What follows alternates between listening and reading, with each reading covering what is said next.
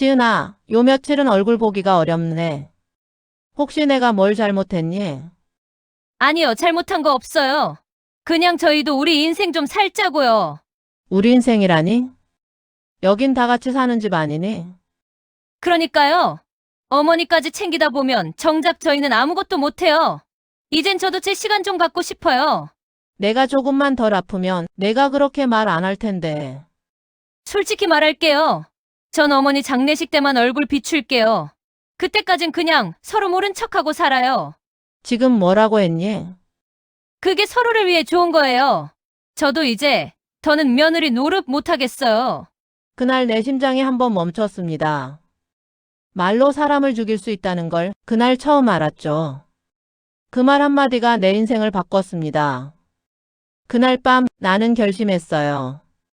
이제 그들의 어머니가 아니라 내 삶의 주인이 되자. 이야기 시작하기 전에 구독과 좋아요, 그리고 알림 설정으로 누구보다 빠르게 사연을 시청할 수 있습니다. 여러분의 구독, 좋아요, 알림 설정이 또 한 번의 이야기를 만듭니다. 그럼 시작하겠습니다. 저녁 밥상을 치우던 시간이었어요. 싱크대 수도꼭지에서 따뜻한 물이 졸졸 흘러나오고 그 소리 사이로 거실 TV에서 웃음소리가 섞여 들렸습니다. 내 손은 젖은 행주를 비틀고 있었죠. 그때 휴대전화 벨소리가 거실에서 짧게 울렸어요. 며느리 지은이가 받았습니다. 응, 나 집이지. 시어머니, 그냥 같이 살아요. 그래도 난 장례식 때만 얼굴 비출 생각이야. 그 말이 끝나자 웃음이 터졌습니다. 나는 그 소리를 똑똑히 들었어요. 손끝의 행주에서 물이 뚝뚝 떨어졌지만 내 눈은 한동안 그 방향으로 돌아가지 못했습니다. 가슴속에서 뭔가가 천천히 식어내리는 느낌이었죠. 나는 물소리를 끄고 조용히 방으로 들어왔습니다. 거실에서는 여전히 TV가 켜져 있고 지은이는 소파에 앉아 다시 전화를 받고 있었습니다. 문틈으로 흘러나오는 불빛이 내 방바닥에 가느다란 선처럼 드리워졌습니다. 그 빛을 보며 나는 천천히 의자에 앉았습니다. 벽에 걸린 남편의 사진이 눈에 들어왔어요. 검은 양복을 입고 웃고 있는 사진이었죠. 그 웃음이 지금은 나를 위로하는 것처럼 보이지 않았습니다. 나는 조용히 사진 앞으로 손을 내밀었어요. 당신 들으셨죠? 장례식 때만 오겠답니다. 말을 내뱉고 나니 허무한 숨이 길게 새어나왔습니다. 다음 날 아침 나는 여느 때처럼 일찍 일어나 밥을 지었습니다. 쌀을 헹구는 물소리가 방안을 가득 채웠고 김이 솟는 냄비에서 된장 향이 올라왔어요. 지은은 방에서 나와 휴대전화를 들여다보며 식탁에 앉았습니다. 어머니, 국은 좀 짜네요. 나는 대답하지 않고 그릇을 치웠습니다. 아들 민수는 신문을 보며 커피를 마시다 출근 시간이 늦었다며 급히 자리에서 일어났습니다. 식탁 위에는 남은 반찬이 어지럽게 놓여 있었고 나는 그걸 정리하며 묵묵히 생각했죠. 내가 이 집에 있으면서 언제부터 손님이 됐을까 그 생각이었습니다. 기침이 살짝 올라왔지만 입을 막고 참았어요. 이런 기침 소리조차 불편하다고 할까봐 그랬습니다. 그날 오후 시장에 나갔습니다. 단골 채소 가게 아주머니가 내 얼굴을 보더니 깜짝 놀랐어요. 아이고, 언니, 얼굴이 많이 야위었네. 무슨 일 있어? 별일 없어요. 요즘 좀 피곤해서 그렇죠. 나는 억지로 웃으며 배추 한 포기를 집어 올렸습니다. 집으로 돌아오는 길, 무거운 장바구니를 든 손끝이 저렸습니다.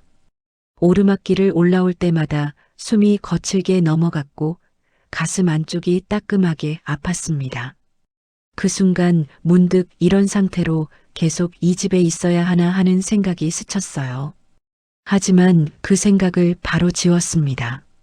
나 하나 없다고 이 집이 어떻게 될까 싶었죠. 저녁이 되어 불을 끄고 누웠는데 눈이 쉽게 감기지 않았습니다. 천장에 반사된 가로등 빛이 창문 사이로 흘러들었습니다. 그 빛이 물결처럼 흔들리며 방안을 비쳤어요. 나는 베개 밑에 두었던 노트를 꺼냈습니다. 노트 표지에는 생활 기록이라고 적혀 있었지만 이제부터는 다른 용도로 쓰기로 했습니다. 첫 페이지 위에 나는 조용히 적었어요. 장례식 때만 오겠다는 며느리. 나는 그 말을 기억합니다. 그 글씨를 쓰고 펜을 내려놓으니 손끝이 떨렸습니다. 하지만 마음속에서는 이상하게 조용한 불길이 올라오고 있었죠. 내 인생의 끝은 내가 정해야겠어요. 그날 밤 나는 다짐했습니다. 내 삶의 마지막 순서를 남에게 맡기지 않겠다고요. 다음 날부터 나는 조용히 사람들의 이야기를 더 잘 듣기 시작했습니다. 이웃 아주머니가 요양원 얘기를 꺼내면 귀를 기울였고 시장 상인들이 부동산 이야기를 하면 그 가격을 외웠습니다. 며느리가 전화로 누구와 무슨 얘기를 하는지도 무심한 척하면서 놓치지 않았습니다. 말은 하지 않았지만 내 머릿속에서는 하나의 지도처럼 계획이 그려지고 있었어요. 살아있는 동안 내가 어떻게 살고 떠난 뒤에는 무엇을 남길지 그 순서를 조용히 짜고 있었죠. 그때는 아직 몰랐습니다. 이 결심이 내 인생의 모양을 완전히 바꾸게 될 줄은요. 하지만 확실한 건 있었어요. 그날 지은이의 전화 한마디가 내게는 시작이 되었다는 것, 모욕이 곧 계획으로 바뀌는 순간이었다는 겁니다. 아침 공기가 유난히 차가웠습니다. 나는 부엌불을 켜고 냄비에 된장을 풀었어요. 김이 오르는 냄비 뚜껑이 덜컹거렸고 그 사이로 가벼운 기침이 새어나왔습니다. 며느리 지은이 방 문이 열리고 발소리가 들리더니 무심한 얼굴로 식탁에 앉았습니다. 그녀는 손거울을 들고 얼굴을 보며 머리카락을 정리했어요. 나는 밥그릇을 내려놓으며 물었습니다. 구금간 맞을까? 지은은 고개를 들지 않은 채 말했습니다. 조금 짜네요, 어머니. 그 말에 나는 아무 대꾸도 하지 않았습니다. 아들 민수는 그때도 신문을 보며 커피를 마시다가 출근 시간이 늦었다며 허둥지둥 방으로 들어갔어요. 나는 그의 구두를 현관 앞에 가지런히 두며 말했죠. 오늘도 늦지 않게 들어와. 그는 짧게 대답만 하고 현관문을 닫았습니다. 문이 닫히자마자 집안은 조용해졌습니다. 식탁 위에 남은 반찬 냄새가 희미하게 남았고 그 위로 지은이의 향수가 섞인 냄새가 어지럽게 퍼졌습니다. 나는 조용히 싱크대 앞으로 다가가 그릇을 씻기 시작했습니다. 한동안은 아무 생각도 들지 않았어요. 그저 물소리만 귓속에서 울렸습니다. 그날 오후 가슴이 답답하고 기침이 심해져 병원에 가기로 했습니다. 버스 정류장에서 손바닥만 한 진료권을 꼭 쥐고 있었어요. 병원 접수대 앞에는 나처럼 혼자 온 노인들이 줄을 서 있었습니다. 호흡기내과요. 접수원에게 그렇게 말하고 잠시 의자에 앉아 대기표를 쳐다봤습니다. 내 앞에는 환자 5명이 있었고 기다리는 동안 창문 너머로 흐린 하늘이 보였어요. 의사는 내 폐 사진을 들여다보며 조용히 말을 꺼냈습니다. 연세도 있으시고 조금은 조심하셔야 합니다. 초기 질환이라 꾸준히 관리만 하시면 됩니다. 나는 고개를 끄덕이며 웃었습니다. 괜찮아요, 의사 선생. 제가 알아서 조심할게요. 진료를 마치고 약국에 들러 약을 받았습니다. 약 봉투에는 하루 3번, 식후 복용이라는 글씨가 적혀 있었어요. 나는 가방에 넣었다가 다시 꺼내보며 생각했습니다. 이걸 집에 두면 며느리가 이상하게 생각하겠지요. 그녀는 나의 건강보다 집안일이 돌아가는 게 더 중요하니까요. 그래서 나는 돌아오는 길에 약 봉투를 장바구니 맨 아래에 숨겼습니다. 버스 창문 밖으로 스치는 빌딩들이 멀게만 느껴졌어요. 내가 사는 세상이 이렇게까지 낯설었던 적은 없었습니다. 어쩌면 나만 혼자 다른 속도로 늙어가고 있는지도 몰랐죠. 집에 도착하니 지은은 거실 바닥에 앉아 친구와 영상 통화를 하고 있었습니다. 그럼 이번 달 안에 대출 알아보자. 우리 집은 시댁명이라서 좀 복잡하긴 한데 정리만 되면 괜찮아. 나는 그 말에 잠시 걸음을 멈췄습니다. 부엌으로 들어가 장바구니를 내려놓았지만 손이 떨렸어요. 집을 담보로 대출이라니 내 이름이 그대로 적힌 등기증을 모른단 말인가요? 나는 아무 말 없이 물을 틀고 채소를 씻었습니다. 칼끝이 도마에 닿을 때마다 머릿속에서 어떤 문장이 반복됐어요. 이 집은 내 남편의 피와 땀이었죠. 하지만 그 말을 꺼낼 용기는 없었습니다. 저녁 무렵 방에 들어온 나는 장롱 위에서 오래된 서류철을 꺼냈습니다. 등기권리증, 통장 사본, 인감 도장이 고스란히 그 안에 있었어요. 서류를 하나씩 펼쳐보다가 오래된 수첩을 꺼냈습니다. 노트 첫 줄에 적었습니다. 이 돈과 집을 누구에게 남길 것인가. 펜 끝이 손가락에 눌려 파랗게 물들었어요. 그 글씨를 보고 있으니 마음이 조금 가벼워졌습니다. 이제부터 내가 해야 할 일은 분명했습니다. 더 이상 이 집에서 눈치 보며 늙어갈 필요는 없었죠. 다음 날 새벽 시장으로 향하는 버스에 올랐습니다. 겨울바람이 매섭게 불어왔고 버스 창문에 내 얼굴이 흐릿하게 비쳤습니다.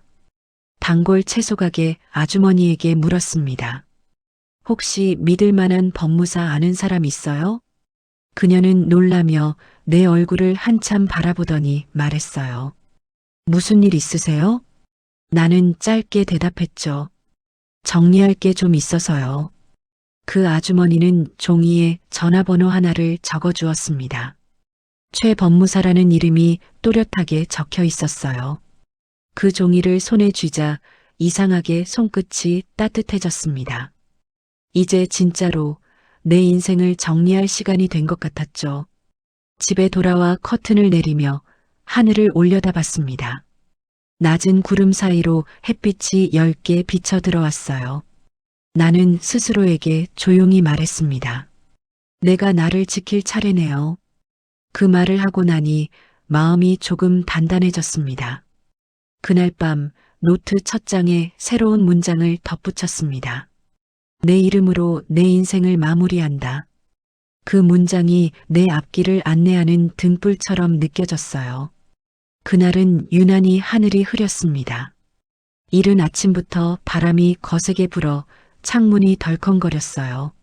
나는 며칠 전 받아둔 전화번호를 손에 꼭 쥔 채 부엌 식탁에 앉아 있었습니다.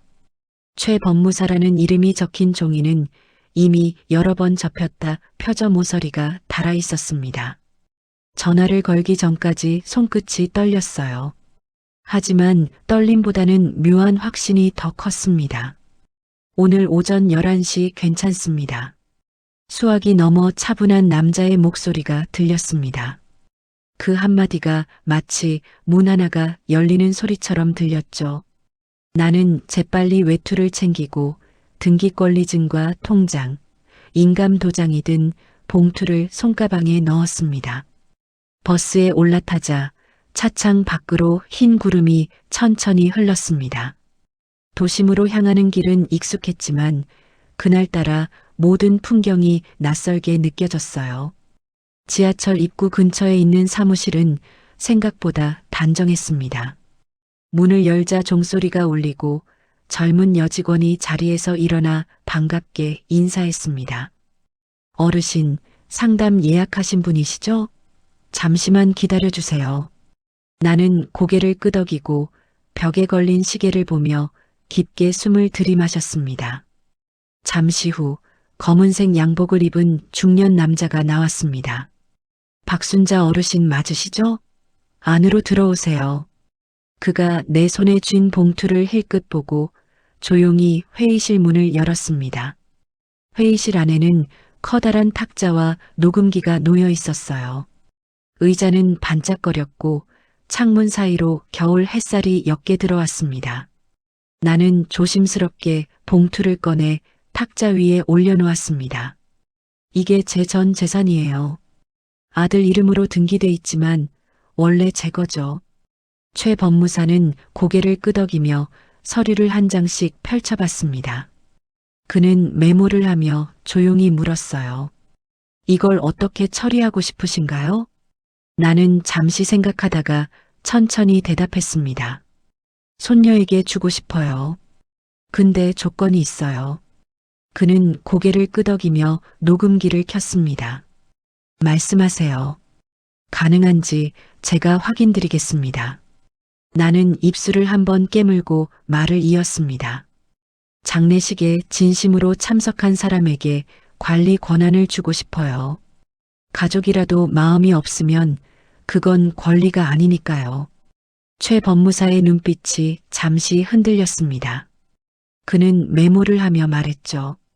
이건 법적으로 유언장이 아닌 생전 증여 형태로 가능할 것 같습니다. 유언장처럼 보관하되 원하실 때 언제든 열람할 수 있도록 공증하겠습니다. 나는 그 말을 듣고 작게 숨을 내쉬었습니다. 이 사람이라면 믿을 수 있겠다는 생각이 들었어요. 서류를 정리하며 최 법무사는 차분한 목소리로 설명했습니다. 이건 생전 유언공증이라고 보시면 됩니다. 만약 어르신께서 원치 않으면 누구에게도 공개되지 않아요. 다만 미리 신분증 사본과 인감증명서를 첨부해야 법적 효력이 생깁니다. 나는 봉투 안에서 인감증명서를 꺼내 그의 앞에 내밀었습니다. 다 준비해 왔어요. 그는 미소를 지으며 내 손을 받았습니다. 생각보다 철저하시네요. 그 말이 이상하게 위로처럼 들렸습니다. 나는 천천히 고개를 끄덕였어요. 계약서에 서명할 때 손끝이 살짝 떨렸습니다. 볼펜이 종이 위를 미끄러질 때마다 마치 오래된 굴레를 벗어나는 기분이었어요. 최 법무사는 모든 절차가 끝나자 봉투를 정리해 금고 안에 넣었습니다. 이 서류는 제가 책임지고 보관하겠습니다. 혹시라도 변동이 생기면 직접 연락 주세요. 나는 자리에서 일어나며 말했다. 이 일 가족들한테는 비밀로 해주세요. 그는 단호하게 대답했죠. 물론입니다. 이건 오직 어르신의 의지만으로 효력을 갖습니다. 사무실을 나서자 차가운 바람이 얼굴을 스쳤습니다. 나는 코트를 여미며 하늘을 올려다봤어요. 겨울 햇살이 빌딩 사이로 비집고 들어왔고 그 빛이 내 손등을 따뜻하게 비쳤습니다. 길가 카페에서 커피 한 잔을 시켜 창가에 앉았습니다. 창문 너머로 사람들이 분주히 오가고 신호등이 바뀔 때마다 차들이 멈췄습니다. 그 모습이 낯설지 않았어요. 오랜 세월 나도 저들처럼 살아왔으니까요. 하지만 이제부터는 달라질 겁니다. 남의 인생에 기대 살던 사람이 아니라 내 뜻대로 살아가는 사람으로요. 커피잔에서 피어오르는 김을 바라보며 속삭였습니다. 이제 첫걸음이에요. 그 말을 입 밖에 내니 마음 한켠이 뻥 뚫린 듯 시원했습니다. 나는 버스 정류장으로 향하며 핸드백 속에 남은 영수증을 넣었습니다. 집에 돌아가기 전 잠시 절에 들러 남편의 위패 앞에 절을 했습니다. 이제 당신 몫까지 정리했어요. 걱정 마요. 초가 천천히 타들어가며 연기가 올라왔고 내 손끝에 따뜻한 온기가 닿았습니다. 그 순간 나는 깨달았어요. 내가 세상에서 가장 약한 존재가 아니라는 걸요. 그리고 오늘 이 계약이 내 인생의 남은 시간을 새로 쓰게 만들 거라는 걸요. 며칠이 지나자 집안 공기가 미묘하게 달라졌습니다. 아침 햇살이 창문 틈으로 들어왔지만 마음속은 여전히 어두웠어요. 나는 식탁에 앉아 신문을 읽는 척하면서 지은의 눈치를 살폈습니다. 그녀는 커피잔을 손에 쥔 채 뭔가 결심한 사람처럼 표정이 단단했죠. 그 순간 나는 이 이야기를 꺼내야겠다고 마음먹었습니다. 지은아, 내가 요양원으로 들어가면 어떨까 싶어? 지은은 잠시 놀란 듯 나를 쳐다보더니 바로 웃었습니다. 어머니가 먼저 말씀해 주시니 다행이에요. 요양원 좋죠? 거기 계시면 더 편하실 거예요. 그녀의 말은 예의 바른 듯 했지만 눈빛에는 안도감이 스쳐 지나갔습니다. 아들 민수는 신문을 접으며 조심스레 물었습니다. 어머니, 정말 괜찮으시겠어요? 나는 담담히 고개를 끄덕였어요. 그래야 나도 마음이 편하지. 그날 밤 나는 방 안에서 서류 가방을 꺼냈습니다. 안에는 최 법무사가 정리해준 공증 서류와 몇 장의 노트가 들어 있었어요. 조심스레 펼쳐보니 모든 준비가 이미 끝나 있었습니다. 이제 남은 건 떠나는 일뿐이었죠. 노트를 덮고 시계를 보니 밤 11시였습니다. 거실에서 들려오는 TV 소리가 문틈 사이로 흘러들었어요. 그 속엔 지은의 웃음소리가 섞여 있었죠. 나는 조용히 이불을 덮으며 마음속으로 중얼거렸습니다. 저 사람은 내가 없어도 웃을 수 있는 사람이구나. 그 깨달음이 서늘하게 다가왔습니다. 다음 날 나는 구청 복지과를 찾았습니다. 직원은 친절하게 요양원 목록과 절차가 적힌 안내문을 내밀었어요. 나는 그것을 받는 척하며 동시에 눈으로 주변의 부동산 광고판을 훑었습니다. 퇴근길에 들를 수 있는 중개사무소 이름을 몇 개 외워두었죠. 집으로 돌아오는 길에 나는 스스로에게 말했습니다. 나는 요양원으로 가지 않아요. 나는 내 방으로 가요. 그 말이 머릿속에서 오래 울렸습니다. 저녁 지은은 남편에게 요양원 이야기를 꺼냈습니다. 민수 씨, 어머니가 요양원 가신다니까 진짜 다행이에요. 이제 조금 숨통 트이겠죠. 나는 부엌에서 그 말을 듣고 있었지만 들어도 모른 척했습니다. 식탁 위에서 젓가락이 떨어지는 소리가 크게 울렸죠. 아들은 그 소리에 고개를 들었지만 아무 말도 하지 않았습니다. 나는 아무렇지 않은 얼굴로 다시 젓가락을 주워들었습니다. 그날 밤 가족들은 각자 방으로 들어갔고 집안은 금세 조용해졌어요. 그 새벽 나는 방 안에 있던 낡은 여행 가방을 꺼냈습니다. 남편이 생전에 쓰던 회색 청가방이었죠. 그 안에 옷 몇 벌과 서류, 작은 액자 하나를 넣었습니다. 사진 속 남편은 여전히 환하게 웃고 있었어요. 나는 그 웃음에 대고 말했습니다. 이제 우리 둘 다 이 집에서 벗어납시다. 그 말을 마치자 손끝이 차가워졌습니다. 이사 날짜를 정하려고 다음 날 근처 중개사무소로 갔습니다. 직원은 컴퓨터 화면을 돌려 보여주며 몇 군데 방을 추천했어요. 여기요, 혼자 계시기엔 딱 좋아요. 햇볕 잘 들고 병원도 가깝습니다. 나는 그 말을 듣고 창문 밖을 바라봤습니다. 햇빛이 비스듬히 들어오는 오래된 건물 3층, 작지만 깨끗한 방이 눈에 들어왔죠. 저기 할게요. 직원이 고개를 끄덕이며 계약 날짜를 잡았습니다. 집으로 돌아오는 길, 내 마음은 묘하게 가벼웠어요.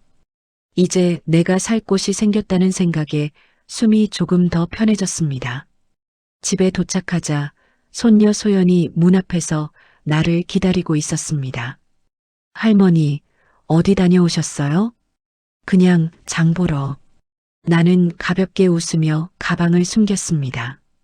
그 아이는 여전히 천진한 눈으로 나를 바라봤어요. 그 눈빛이 나를 잠시 망설이게 했지만 이미 마음은 정해져 있었습니다. 밤이 되자 나는 작은 쪽지를 꺼내 썼습니다. 할머니는 잠시 여행을 가요. 소연아, 너무 걱정하지 마라. 그 쪽지를 아이의 책상 위에 살짝 올려두었습니다. 새벽 공기가 방 안으로 스며들었어요. 나는 작은 가방을 들고 거울 앞에 섰습니다. 머리핀을 꽂고 외투 단추를 잠그며 천천히 숨을 들이마셨죠. 이제 그만 나도 내 길로 가야죠. 그 한마디를 하고 나니 마음이 고요해졌습니다. 현관문을 닫기 전 집안을 한번 돌아봤어요. 여전히 깔끔한 부엌, 가지런히 놓인 식탁, 그리고 무표정한 거실. 모든 게 제자리에 있었지만 내 마음은 이미 그곳에 없었습니다. 문을 닫자 안쪽에서 자물쇠가 부드럽게 돌아갔어요. 그 소리가 마치 지난 세월의 마침표처럼 들렸습니다. 이삿날 새벽, 아직 해도 뜨지 않은 어둠 속에서 나는 눈을 떴습니다. 방 안 공기가 차가웠어요. 한동안 누워 있다가 천천히 몸을 일으켰습니다. 그동안 함께했던 물건들을 바라보며 마지막으로 한 번 숨을 고르죠. 낡은 장롱, 오래된 커튼, 그리고 남편의 사진. 이제 이 방도 곧 나와는 상관없는 공간이 될 겁니다. 나는 조심스럽게 회색 여행 가방을 들었습니다. 손잡이가 오래되어 삐걱거렸지만 그 소리조차 익숙했어요. 부엌으로 나가 마지막으로 물을 한 잔 마셨습니다. 컵을 씻지 않은 채 싱크대에 올려두고 현관 쪽으로 걸었습니다. 문고리를 잡은 손에 약간의 힘이 들어갔습니다. 그때 손녀 소연이의 얼굴이 떠올랐어요. 책상 위에 올려둔 쪽지가 잘 보일까 걱정이 되었죠. 할머니는 잠시 여행을 가요. 짧은 문장 하나지만 그 아이는 내 마음을 알아줄 거라 믿었습니다. 집 밖으로 나오자 공기가 차가웠습니다. 가로등 불빛 아래 내 그림자가 길게 늘어졌어요. 택시를 잡아 타고 조용히 주소를 말했습니다. 구동 3층 건물 앞까지 부탁해요. 운전기사는 나를 힐끗 보더니 아무 말 없이 차를 몰았습니다. 창밖으로 도시의 불빛이 스쳐 지나갔습니다. 낯설지만 묘하게 자유로운 느낌이었습니다. 오랜만에 누가 아닌 나 자신을 위한 이동이었어요. 해가 막 떠오를 무렵 새로 계약한 원룸 앞에 도착했습니다. 작은 건물이었지만 깨끗했습니다. 주인 아주머니가 문을 열어주며 미소를 지었어요. 이른 시간인데 고생 많으셨어요. 짐은 조금 있다가 옮겨드릴게요. 괜찮아요. 혼자 옮길 수 있어요. 나는 손에 든 가방을 조심스레 들어 올렸습니다. 방 안은 햇살이 부드럽게 들어와 따뜻했어요. 낡은 장판 냄새가 나긴 했지만 그 냄새마저 내겐 새로웠습니다. 창문을 열자 먼지 섞인 바람이 들어왔고 나는 크게 숨을 들이마셨죠. 그 시각 집에서는 지은이의 다급한 목소리가 들리고 있었을 겁니다. 어머니 방이 텅 비었어요. 민수는 황급히 방을 둘러봤을 거예요. 옷장 문은 열려 있고 서랍엔 아무것도 남지 않았습니다. 탁자 위에는 단 한 장의 메모만이 남아 있었죠. 잠시 다녀오겠다. 그 글자를 본 순간 지은은 혀를 찼을 겁니다. 이런 분이야 진짜. 하지만 그 표정엔 당황과 불안이 뒤섞여 있었죠. 민수는 경찰에 실종 신고를 하려다가 멈췄을 겁니다. 며칠 뒤에도 통장에서 자동이체가 그대로 진행된다는 사실을 알고 나서 말이죠. 며칠이 지나도 나는 그들에게 어떤 연락도 하지 않았습니다. 전화기를 꺼두고 새로 산 유심칩을 끼웠어요. 이름은 박서연으로 바꿨습니다. 주민센터에서 개명 신청서를 낼 때 직원이 조용히 물었어요. 이름 바꾸는 이유가 있으세요? 새로 시작하려고요. 그는 말없이 도장을 찍어주었습니다. 이름 석자가 바뀌자 내 삶이 새 종이에 적히는 기분이 들었어요. 며칠 뒤 나는 근처 식당에서 설거지하는 일자리를 구했습니다. 사장은 처음엔 내 나이를 보고 망설였지만 내가 일손을 보여주자 금세 고개를 끄덕였죠. 그날부터 하루 세 끼는 식당에서 해결했습니다. 손은 거칠었지만 마음은 편했습니다.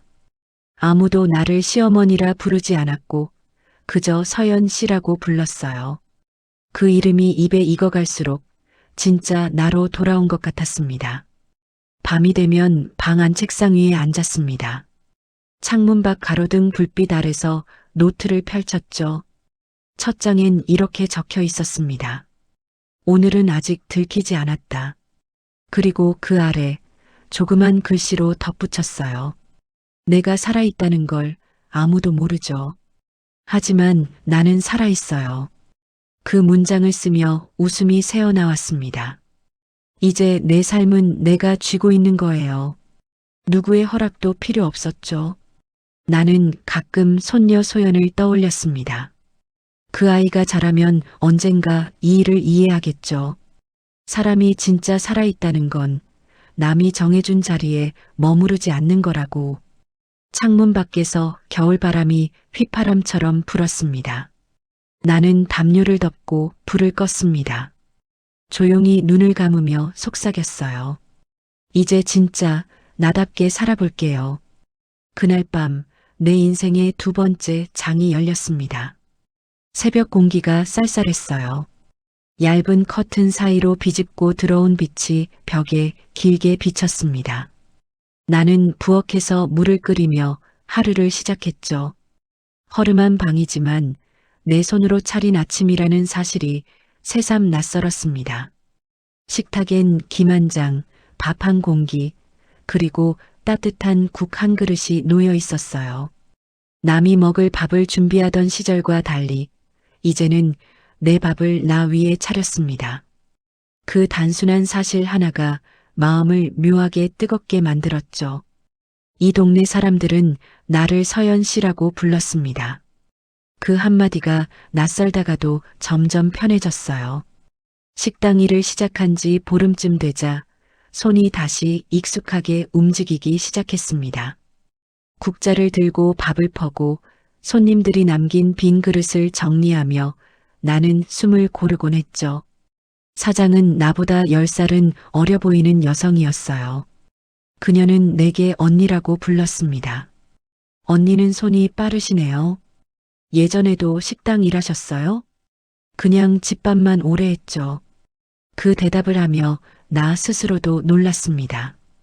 집밥이라는 단어가 이제는 남의 집 이야기가 된 듯 했어요. 저녁엔 복지관으로 향했습니다. 이웃들이 추천해준 봉사 프로그램이었죠. 젊은 자원봉사자들과 함께 어르신 식사를 나르며 오히려 내가 돌봄을 받는 기분이 들었습니다. 그곳에서 만난 박 아저씨는 노인 대상 무료 법률 상담을 주선하는 일을 하고 있었습니다. 그는 내 이름을 듣고 어딘가 익숙하다는 표정을 지었어요. 서연 씨, 혹시 전에 다른 이름 쓰신 적 있어요? 글쎄요, 다들 그렇게 물어요. 사람 얼굴이 다 거기서 거기 아닌가요? 나는 웃으며 말을 돌렸죠. 하지만 마음속은 긴장으로 조용히 조여왔습니다. 며칠 뒤 법무사 최 씨에게서 전화가 왔습니다. 어르신, 공증문서와 관련된 모든 절차 완료됐습니다. 이제 걱정 안 하셔도 됩니다. 그의 목소리는 단호하면서도 따뜻했어요. 감사해요. 가족한테는 여전히 비밀이죠? 네, 아무도 모릅니다. 다만 모두 어르신이 돌아가신 줄 알고 있습니다. 그 말을 들었을 때 내 입가엔 알 수 없는 미소가 번졌습니다. 그게 더 편하네요. 그렇게 해주세요. 그 순간 내 안에서 묘한 자유가 일어났어요. 사람들이 죽었다고 생각할 때 나는 비로소 살아난 기분이었죠. 밤이 되면 방 안이 조용했습니다. 가끔은 손녀 소연의 얼굴이 떠올랐어요. 그 아이는 아마도 지금쯤 학교에서 바쁘게 지내고 있겠죠. 그런 생각을 하면 마음이 저릿했지만 편지 한 통 보낼 용기는 나지 않았습니다. 대신 이름을 숨긴 채 작은 금액을 장학금으로 송금하기 시작했어요. 은행 직원이 보내는 분 성함이 비어 있는데 괜찮으시겠어요? 라고 물었을 때 나는 미소를 지으며 대답했습니다. 그게 목적이에요. 그날 이후로 매달 일정한 금액이 익명 기부자 명의로 송금됐습니다. 그 아이가 그 돈을 받는다면 나를 한 번쯤 떠올려 주겠죠. 시간이 지나며 몸이 조금씩 회복되었습니다. 기침이 여전히 남았지만 숨쉬기가 한결 편해졌어요. 동네 약사가 내게 권했습니다. 요즘 건강이 많이 좋아지셨어요. 혼자 지내도 괜찮으시겠어요? 나는 고개를 끄덕였죠. 이제야 괜찮아졌어요. 아무도 모르는 게 더 편하네요. 그는 내 말을 이해하지 못했지만 굳이 설명할 필요는 없었습니다. 이곳에서의 나는 누군가의 시어머니도 아내도 아니었으니까요. 그저 서연으로 살아가는 평범한 사람일 뿐이었죠. 어느 날 밤 창밖에서 아이들 웃음소리가 들렸습니다. 나는 불을 끄고 창문 가까이 다가갔어요. 가로등 불빛 아래서 손을 잡고 뛰노는 아이들의 모습이 희미하게 비쳤습니다. 그중 한 아이가 소연이와 닮은 뒷모습을 하고 있었어요. 그 순간 가슴이 철렁 내려앉았습니다. 보고 싶다. 그 말이 불쑥 입 밖으로 새어나왔습니다. 하지만 금세 숨을 삼키며 손바닥으로 입을 막았죠. 보고 싶다는 말은 돌아갈 마음을 흔드는 시작이니까요. 그날 이후 나는 스스로에게 다짐했습니다. 돌아가지 않는다. 절대 들키지 않는다. 그 다짐이 나를 지켜주는 울타리가 되었어요. 며칠 뒤 법무사에게 짧은 편지를 보냈습니다. 계획 수정 없습니다. 저는 잘 지냅니다. 봉투 안엔 작은 손글씨가 덧붙여져 있었습니다. 살아있는 동안 이건 내 이름으로 남을 거예요. 편지를 우체통에 넣은 뒤 나는 하늘을 올려다봤습니다. 별 하나가 반짝이고 있었어요. 그 빛을 보며 속삭였죠. 이제 정말 나는 살아있어요. 내가 사라진 지 2달이 흘렀습니다. 아무 소식도 없는 집은 점점 뒤숭숭해졌다고 들었어요. 동네에서 마주친 시장 상인이 흘리듯 말했죠. 박순자 어르신, 아드님이 요즘 얼굴이 말이 아니더라고요. 나는 그 말을 듣고도 아무런 감정이 일지 않았습니다. 이제 그 집의 일은 나와 상관없었으니까요. 하지만 사람들의 입을 통해 들리는 그들의 혼란은 마치 잘 짜인 복수극의 중간 장면 같았습니다. 누군가는 울고 누군가는 서로를 의심했겠죠. 나는 단지 내가 계획한 대로 세상이 움직이는 걸 조용히 바라보고 있었습니다. 이제 모든 건 시간 문제였어요. 아들 민수는 처음 한 달 동안 매일 내 전화번호로 전화를 걸었다고 합니다. 엄마, 어디 계세요? 병원이라도 말씀을 하셔야죠. 지은은 팔짱을 끼고 그 옆에서 무표정하게 앉아 있었다고 하네요. 그냥 요양원 가신 거죠. 괜히 찾지 말아요. 민수는 그 말을 믿지 못하고 경찰에 재차 신고를 하려 했지만 담당자는 단호했습니다. 어머님 통장에서 계속 거래가 이루어지고 계십니다. 자발적 이탈로 보입니다. 그 말에 그는 입을 다물었다고 했어요. 나는 이미 자동이체를 일부러 유지시켜 두었죠. 살아있긴 하지만 잡히지는 않을 만큼의 흔적. 그게 내가 세운 균형이었습니다. 며느리 지은은 그때부터 초조해졌습니다. 그녀의 관심은 나의 행방보다 재산이었죠.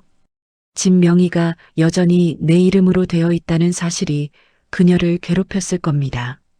민수 씨, 어머니 재산 정리 좀 해야 하지 않아요? 그건 나중에 하자. 혹시라도 살아계시면 문제되니까. 살아있으면요? 돌아오시겠어요? 아니잖아요. 지은의 말이 날카롭게 부딪혔습니다. 민수는 대답하지 못했죠. 그는 내 의중을 누구보다 잘 알았을 겁니다. 내가 돌아오지 않을 거라는 걸요. 시간이 더 지나자 민수는 집 서류를 정리하기 위해 등기소를 찾았습니다. 직원이 서류를 넘기다 멈칫하며 물었죠. 소유권 이전 예정 문서가 걸려 있는데요. 아드님이 처리하신 게 아니시죠? 민수는 당황해서 고개를 저었습니다. 그 서류는 내가 마지막으로 남긴 생전 유언공증의 일부였어요. 법적으로 완벽히 유효했고 아무도 건드릴 수 없었죠. 민수는 그날 밤 집으로 돌아와 술을 마시며 혼잣말을 했다고 합니다. 엄마가 이렇게까지 할 줄은 몰랐어. 그 말엔 분노보다 후회가 섞여 있었겠죠. 늦은 깨달음은 언제나 사람을 더 아프게 만들거든요. 지은은 그런 남편을 바라보며 점점 신경질적으로 변했습니다. 그녀는 주변 이웃들에게 험담을 흘리기 시작했어요. 우리 시어머니 치매가 오셨나 봐요. 이상한 데다 돈 맡기고 사라지셨어요. 하지만 소문은 오래가지 못했습니다. 법무사 사무실로 찾아간 그녀에게 돌아온 대답은 단 하나였죠.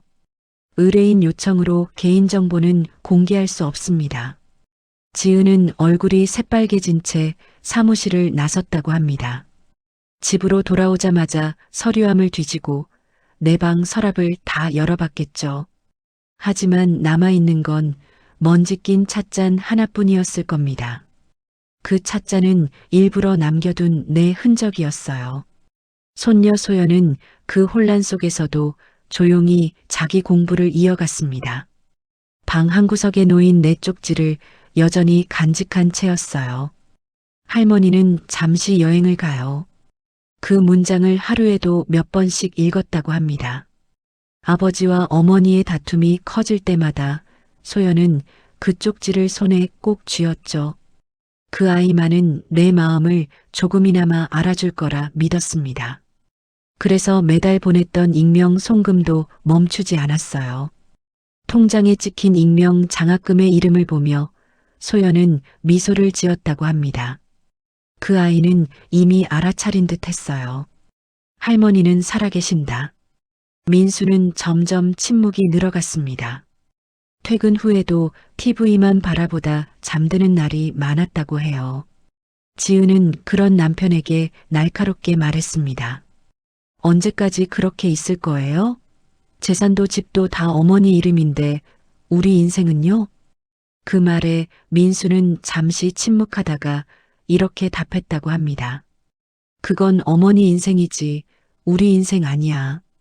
그 대답은 지은에게는 모욕처럼 들렸겠죠.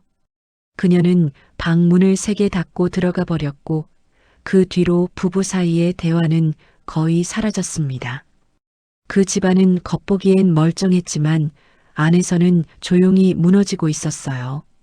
그 무렵 법무사 최 씨는 내게 짧은 전화를 걸었습니다. 모든 게 계획대로 진행 중입니다. 가족분들 꽤 혼란스러워 하시네요. 그의 말에 나는 웃으며 대답했죠. 괜찮아요. 그게 자연스러운 순서예요. 그 통화를 마친 뒤 나는 한참 동안 가만히 앉아 있었습니다.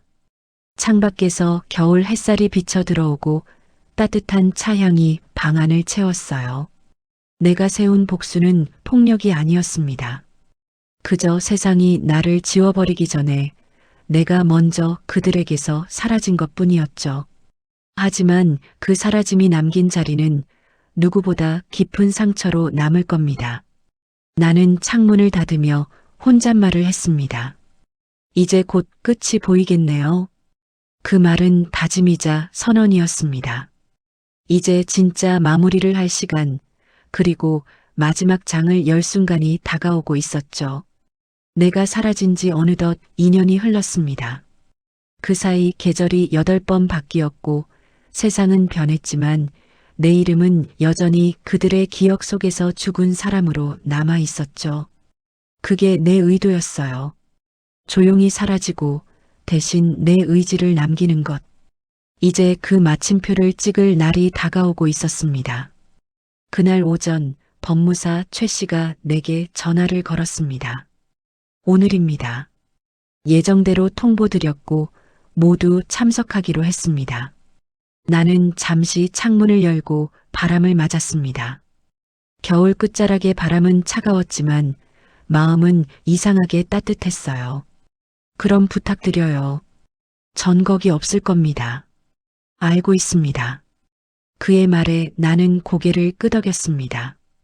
이제 모든 준비는 끝났어요. 오후 3시 서울 외곽의 한 사무실 회의실. 그곳에는 아들 민수, 며느리 지은, 그리고 손녀 소연이 앉아 있었습니다. 테이블 한가운데엔 두꺼운 봉투 하나가 놓여 있었죠. 최 법무사가 서류를 정리하며 입을 열었습니다. 고 박순자님의 유언 공증 문서를 개봉하겠습니다. 고라는 단어에 지은이 작게 웃음을 흘렸어요. 이제 진짜 끝이네요. 민수는 아무 말도 하지 않았습니다. 그의 손끝은 가늘게 떨리고 있었죠.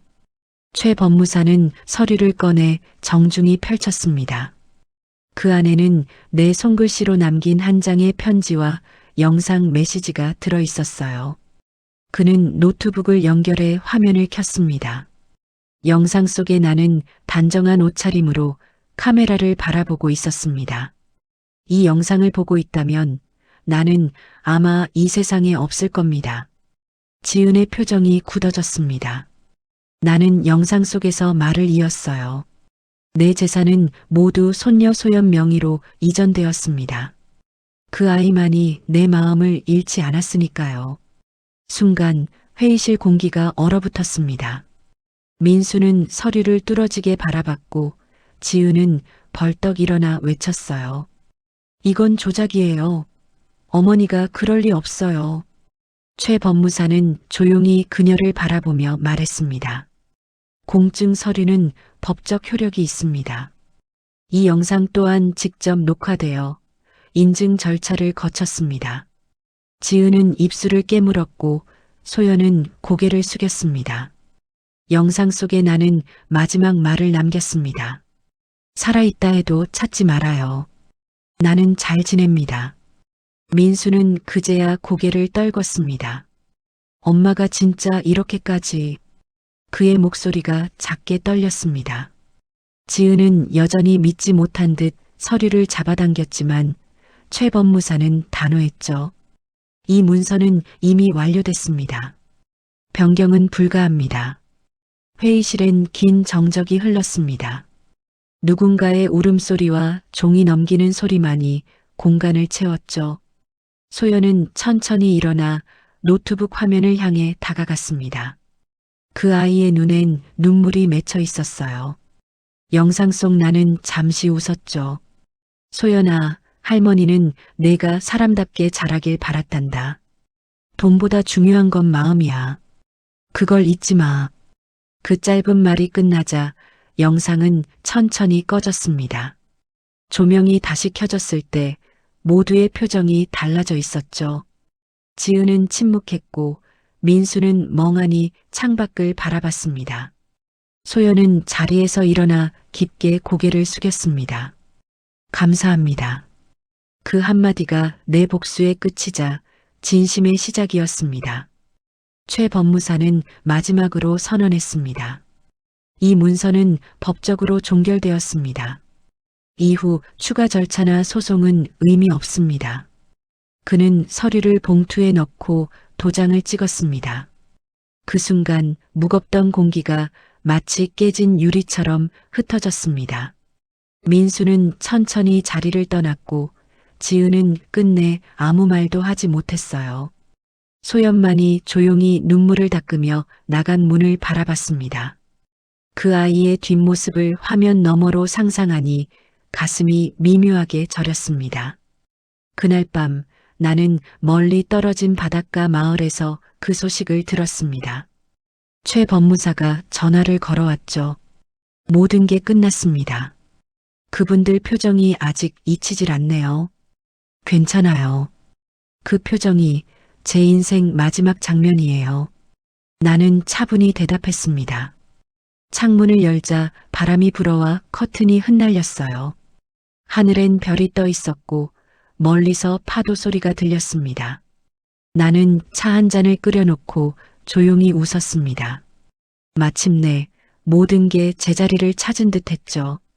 그리고 그 순간 깨달았어요. 진짜 자유는 떠남이 아니라 완전한 정리라는 걸요. 아침 햇살이 부엌 창문을 비스듬히 비추고 있었습니다. 그 빛이 식탁 위로 쏟아져 들어와 따뜻한 냄새가 방 안을 채웠어요. 나는 새벽부터 일어나 된장국을 끓였습니다. 바닷가 근처라 공기가 습했지만 그마저도 내겐 익숙한 일상이 되었죠. 지금은 서연분식이라는 이름의 작은 식당을 운영하고 있습니다. 간판은 오래됐지만 매일 아침 문을 열 때마다 마음이 새로워요. 사람들은 나를 서연 아주머니라 부르며 따뜻하게 인사합니다. 누구도 내가 사라진 박순자라는 사실을 알지 못하죠. 이제 그 이름은 바다 건너 먼 곳으로 흘러갔습니다.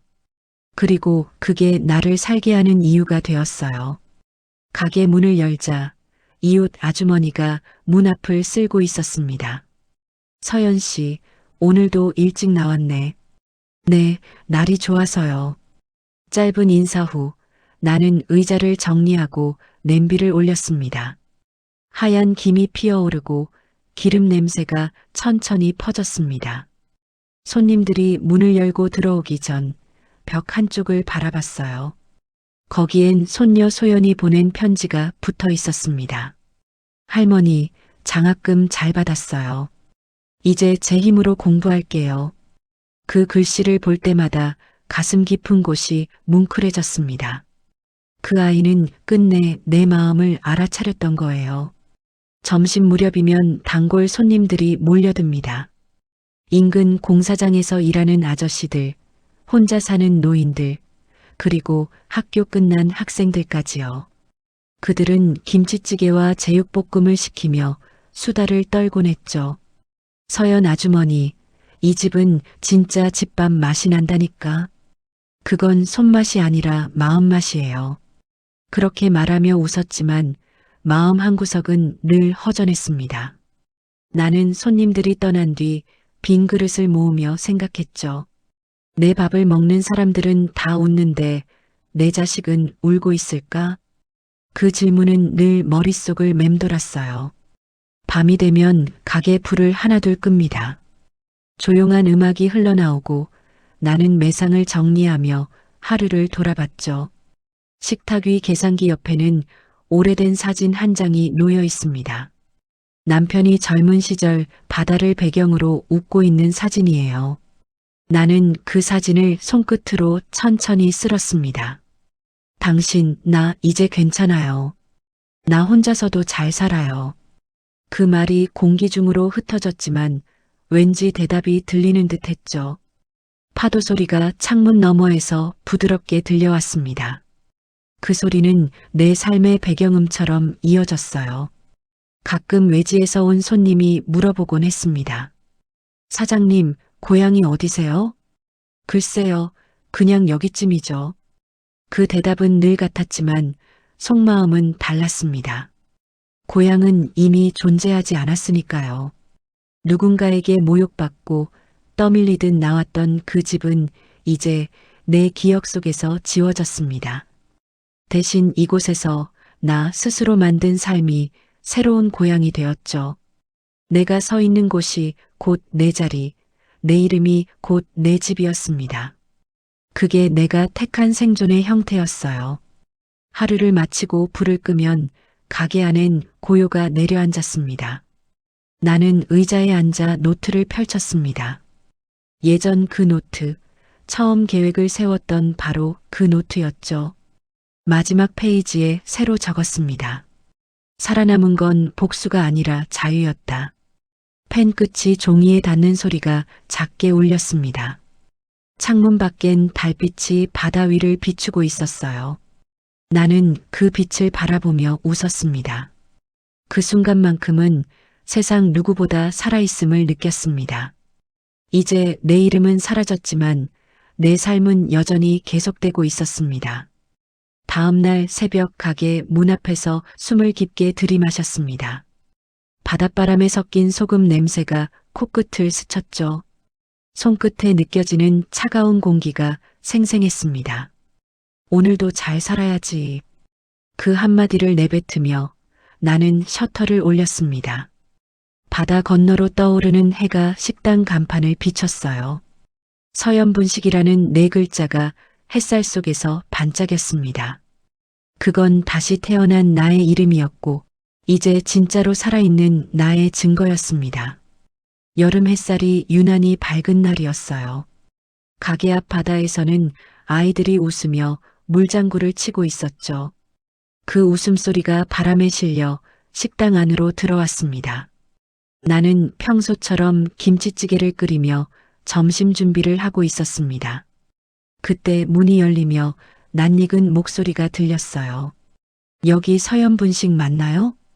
고개를 들었을 때 문 앞에 서 있는 한 여학생이 눈에 들어왔습니다. 햇빛에 눈을 찡그린 채 조심스럽게 나를 바라보고 있었죠. 낯설지만 묘하게 익숙한 얼굴, 순간 심장이 멎는 듯 했습니다. 그 아이는 분명 내 손녀 소연이었습니다. 손에 들고 있던 국자가 살짝 흔들렸습니다. 국물이 넘칠까봐 재빨리 불을 줄였죠. 밥 먹으러 왔어요? 내 목소리가 떨렸습니다. 소연은 조심스럽게 다가와 식탁에 가방을 내려놓았어요. 이 근처로 여행 왔어요. 그런데 간판을 보고 혹시나 해서요. 그 말에 나는 아무 대답도 할 수 없었습니다. 마음속에서 오래 닫아두었던 문이 갑자기 열리는 것 같았어요. 손끝이 떨리고 눈가가 시큰했습니다. 나는 겨우 미소를 지으며 말했습니다. 밥은 먹었니? 김치찌개 끓였는데 조금 줄까? 그 아이는 작게 고개를 끄덕였습니다. 국자를 들어 그릇에 국을 담으며 눈물이 고여 흐를까 손등으로 슬쩍 닦았어요. 소연은 숟가락을 들고 한 입을 먹더니 천천히 말을 꺼냈습니다.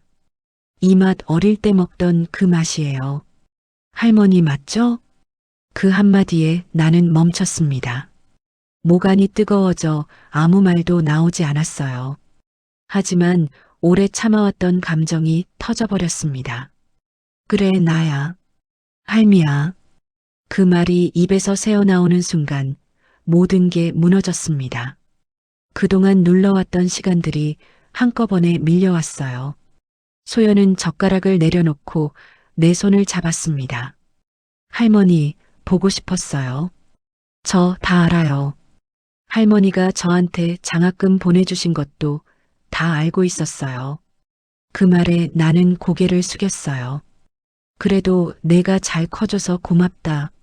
눈물이 흐르는데 이상하게도 마음은 편안했습니다. 그 아이는 내 손을 꼭 잡고 웃었죠. 할머니, 이제 돌아오세요. 아빠도 많이 변했어요. 엄마는 여전히 그렇지만요. 나는 잠시 생각하다가 고개를 저었습니다. 이제 여기가 내 집이야. 나는 여기서 잘 살아. 그 말에 소연은 잠시 말을 잃었어요. 창밖 바다를 바라보던 아이가 천천히 고개를 돌렸습니다. 그럼 제가 가끔 올게요. 할머니 밥 먹으러요. 나는 웃으며 고개를 끄덕였습니다. 그래. 밥은 언제든지 줄게. 대신 내가 밥값은 내야 한다. 소연이 웃었습니다. 그 웃음소리에 눈물이 다시 고였지만 이번엔 따뜻했습니다. 그 순간 내가 살아온 모든 시간이 헛되지 않았다는 걸 알았어요. 나는 결국 누군가의 미움이 아니라 사랑으로 남았던 거죠. 해가 기울 무렵 우리는 가게 문을 닫지 않은 채 나란히 앉아 있었습니다. 파도 소리가 멀리서 들려오고 공기 중엔 짭조름한 냄새가 감돌았어요. 소연은 내 어깨에 살짝 기대어 있었습니다. 나는 그 아이의 머리를 쓰다듬으며 조용히 말했죠. 너는 내 인생을 살아. 그리고 절대 누가 뭐래도 내 마음만은 내 거야. 그 말에 아이는 고개를 끄덕였습니다. 할머니, 알겠어요. 저도 그렇게 살게요. 그 대답이 내 심장에 따뜻하게 새겨졌습니다. 세상 모든 한이 그 순간 풀려나가는 듯 했어요. 밤이 되자 식당 불빛이 바다에 반사되어 반짝였습니다. 우리는 늦은 시간까지 이야기를 나눴습니다. 소연이 떠날 때 나는 문 앞까지 배웅했습니다. 잘 가라, 소연아. 그리고 절대 뒤돌아보지 마. 그 아이는 눈물이 고인 채로 웃었습니다. 할머니, 저 이제 괜찮아요. 이제 할머니도 진짜로 행복해야 해요. 그 말이 내 가슴을 깊게 울렸습니다. 나는 그 아이가 멀어지는 모습을 오래 바라봤어요. 작은 뒷모습이 길게 늘어진 그림자 속으로 사라질 때까지요. 식당 안으로 다시 들어와 불을 껐습니다. 하지만 간판만은 그대로 두었습니다. 서연분식이라는 네 글자가 여전히 빛나고 있었어요. 나는 창가에 앉아 바다를 바라봤습니다. 멀리서 파도가 반짝이며 다가오고 있었죠. 그 소리를 들으며 나는 조용히 중얼거렸습니다. 이제 진짜 끝이네요. 아니, 어쩌면 지금부터 시작인지도 모르죠. 바다 위로 달빛이 번져나갔습니다. 그 빛이 내 얼굴을 스치며 따뜻하게 감쌌습니다.